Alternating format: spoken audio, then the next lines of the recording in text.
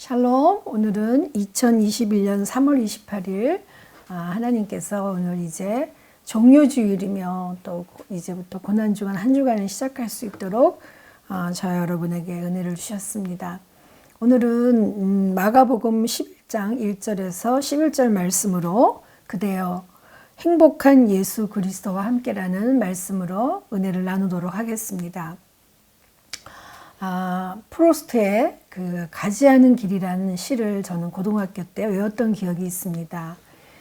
이 시의 마지막 단에 보면 숲속에 두 갈래 길이 있었고 나는 사람들이 적게 간 길을 택했다고 하는 구절이 있습니다.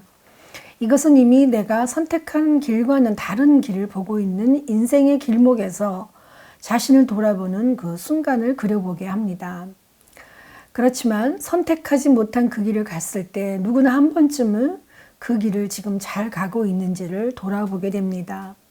그러면서 현재 살아오던 길이기에 조금은 달라지기를 바라는 마음이 있기도 하거나 아니면 이제는 좀 새롭게 가야겠구나 하는 그런 뒤를 돌아보는 경우일 것입니다.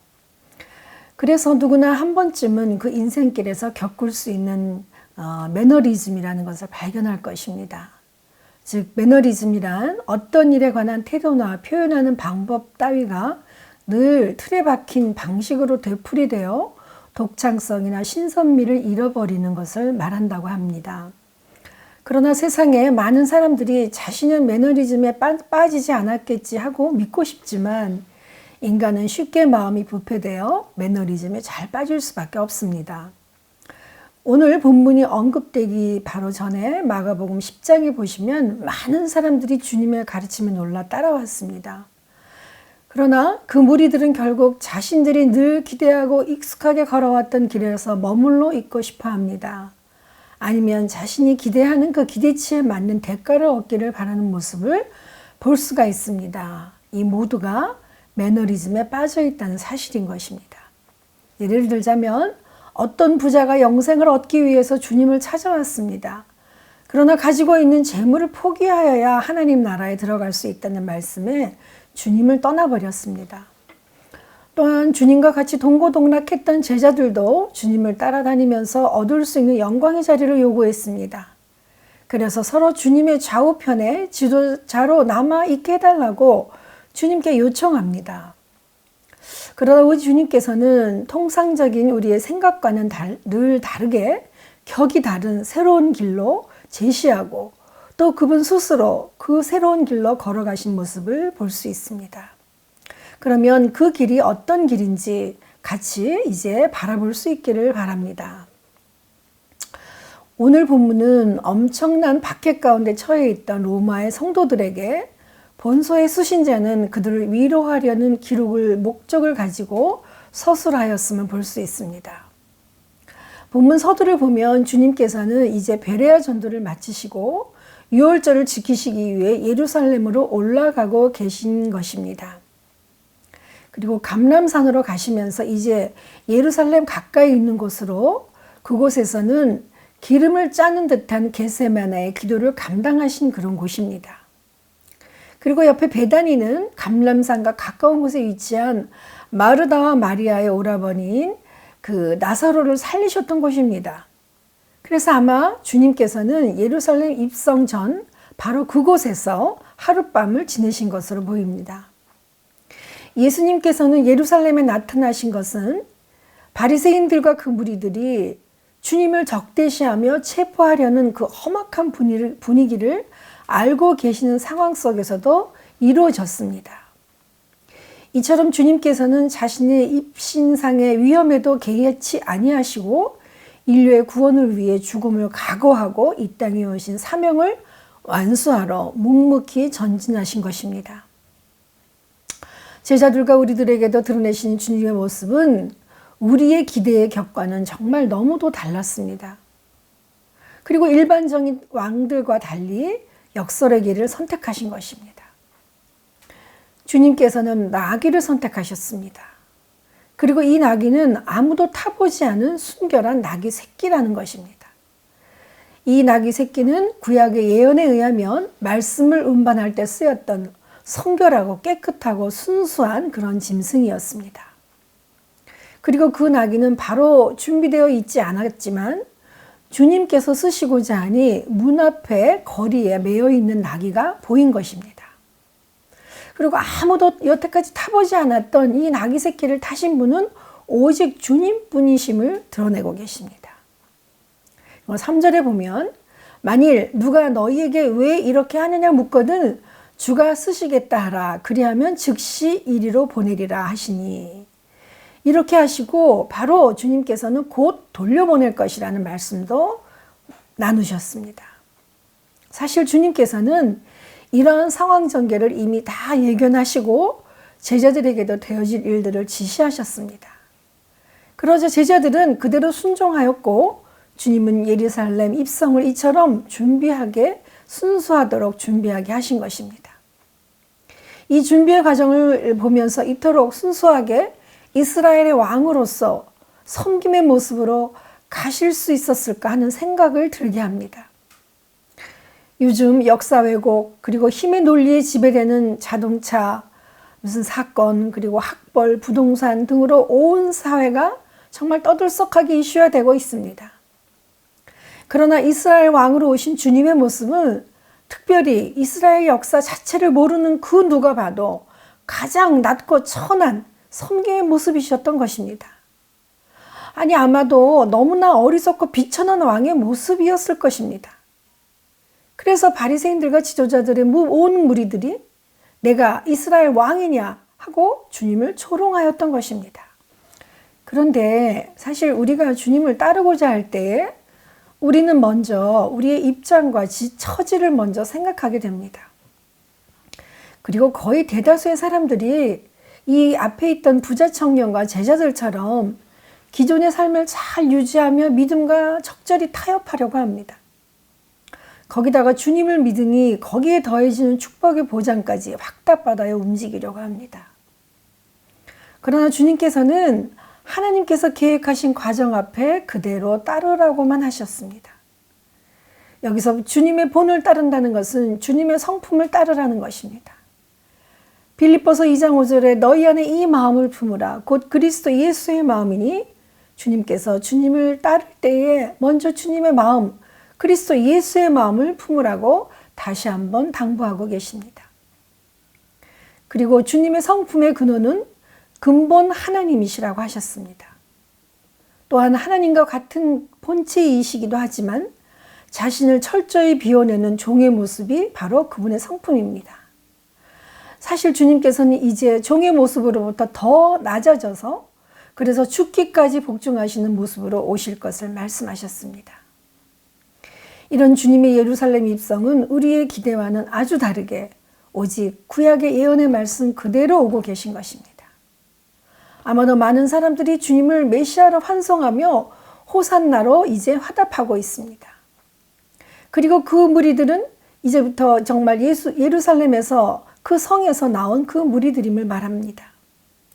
베다니에서부터 나온 그 주님을 따르던 그들은 주님께서 로마의 압제와 정권 잡은 자의 폭행에서 구해낼 메시아로 생각하며 최대의 경외를 표시한 것입니다. 그들은 주님을 따르게 됨을 기뻐하면서 찬양으로 호산나를 외쳤습니다. 호산나란 우리를 구원하소서란 뜻으로 무리들이 주님께 도움을 부르짖는 모습입니다. 이것은 또한 예배의식에서 사용하는 회중의 행렬들의 기쁨과 탄성의 찬양이었습니다. 어떻게 보면 주님께서는 이 무리들이 지금은 주님을 환성하고 기뻐하고 찬양하는 것 같지만 잠시 후 주님을 십자가에 못 박으라고 외치는 그런 어리석은 군중임을 아시면서도 그들의 환호를 받아들이셨습니다. 그것조차도 감내하시는 주님의 모습을 보면서 이사야 50장 6절 말씀을 다시 한번 기억합니다.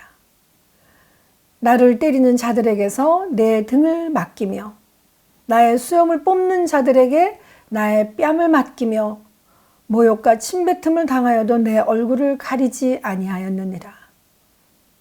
결국 주님께서 가시는 그 길은 이미 종과 죄인의 모습으로 모욕과 고통으로 얼룩질 수밖에 없는 길이었습니다.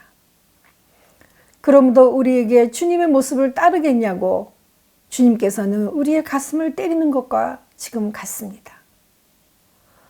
저와 여러분은 지금 이런 주님을 따르고 계십니까? 나귀 새끼를 타고 군중들 틈에 끼어서 무리들의 빈약한 환호를 받으시며 가시는 그분을 따르고 계십니까? 또한 그보다 더한 십자가를 지면서까지 우리의 구원을 위해 내놓은 주님의 발걸음을 여러분은 따르고 계십니까? 아니면 그것조차 너무나 외면하고 싶으십니까? 어쩌면 이런 주님을 바라보는 그런 따르는 그 군중들을 바라보는 율법에 가득 찬 바리새인들과 이스라엘의 종교 지도자들은 겉으로는 조소와 조롱을 보내고 있습니다. 그리고 구약의 예언이 점차적으로 이루어지고 있지만 그것을 외면하고 있는 것입니다. 그러면 진심으로 주님을 따르는 길은 어떤 모습이겠습니까? 주님께서는 이제 순결한 나귀를 타시고 많은 백성들 앞에서 환호를 받으며 나오실 때 주님은 보통의 지배자들처럼 말과 병기를 타고 붉은 카펫을 깔고 주님을 맞이하신 것이 아닙니다.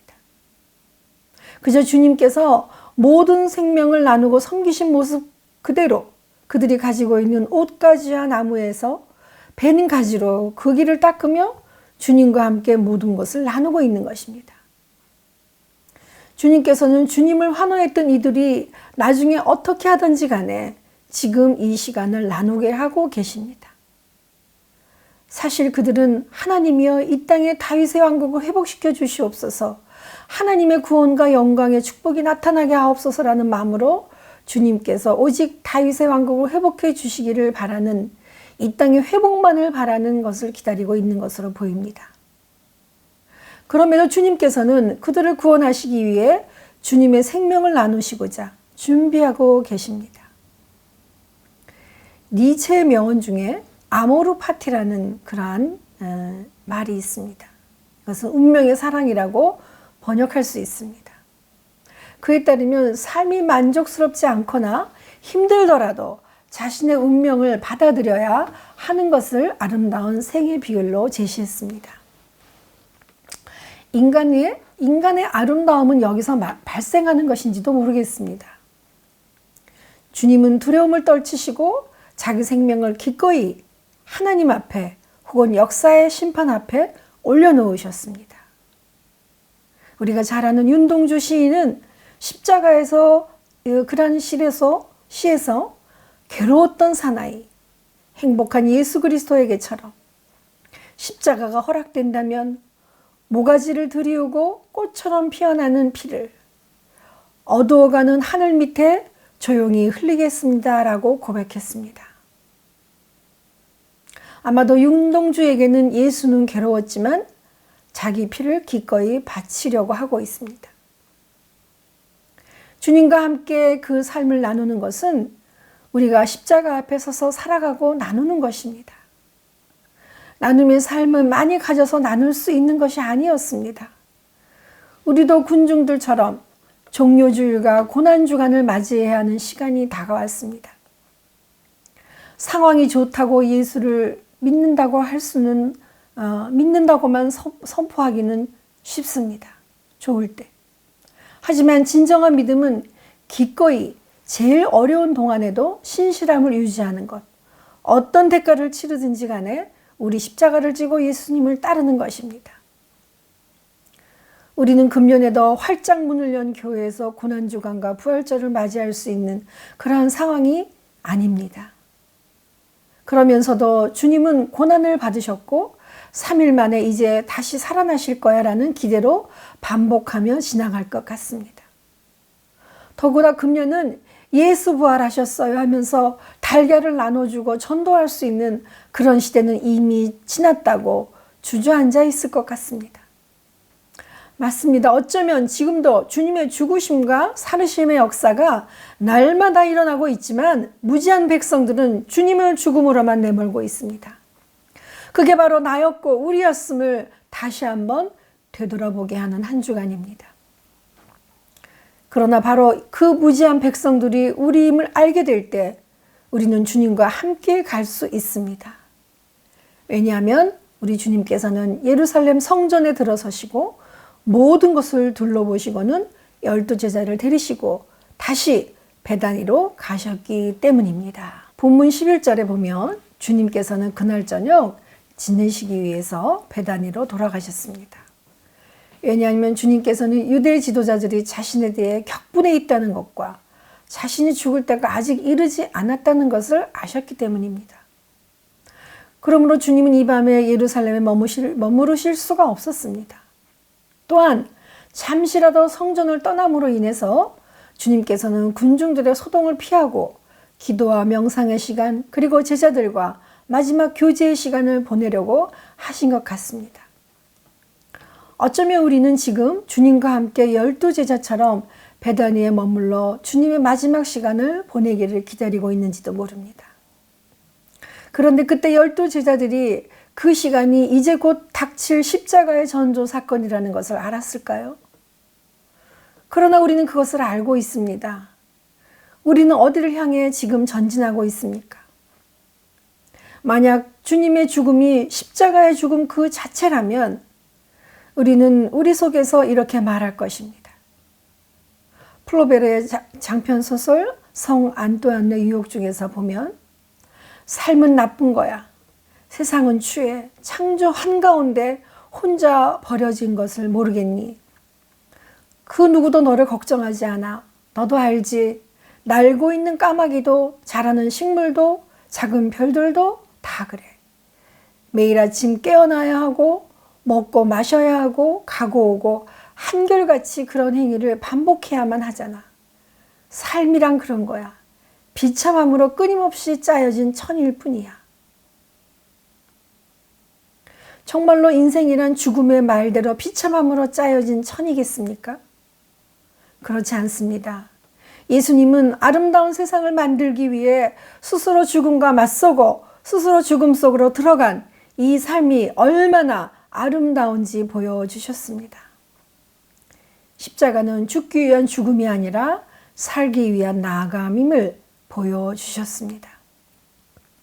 기도문을 나눕니다. 하나님, 주님은 죽음을 몸속에 짊어지시고 그것을 넘어섬으로 생명의 세상을 열어주시려고 하십니다.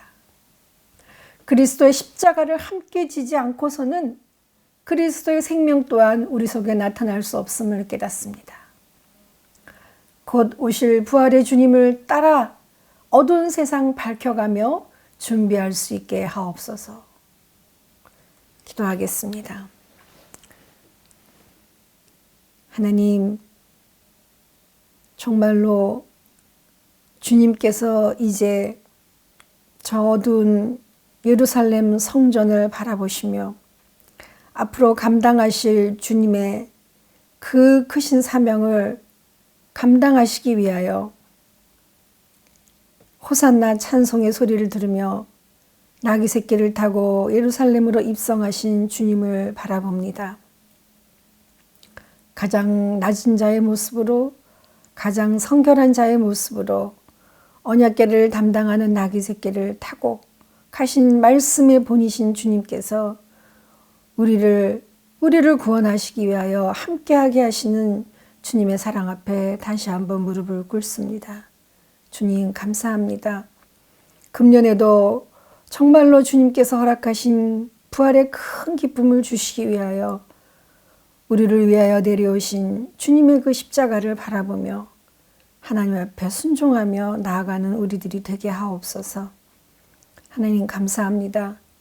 코로나의 이 장기하고 지루한 세상 속에서도 주님은 지금 우리와 함께 신음하시며 십자가를 지시고 나아가신 그 길을 하나님 다시 한번 바라보고 우리를 구원하여 주시기 위하여 뿌려주신 그 십자가 보혈에 귀한 아름다운 한 방울 한 방울의 피가 아버지 우리의 가슴에 우리의 삶에 적셔주심을 믿으며 주님 구원의 큰 간격으로 행복한 주님의 삶을 따라가기에 부족함이 없도록 인도하여 주시옵소서.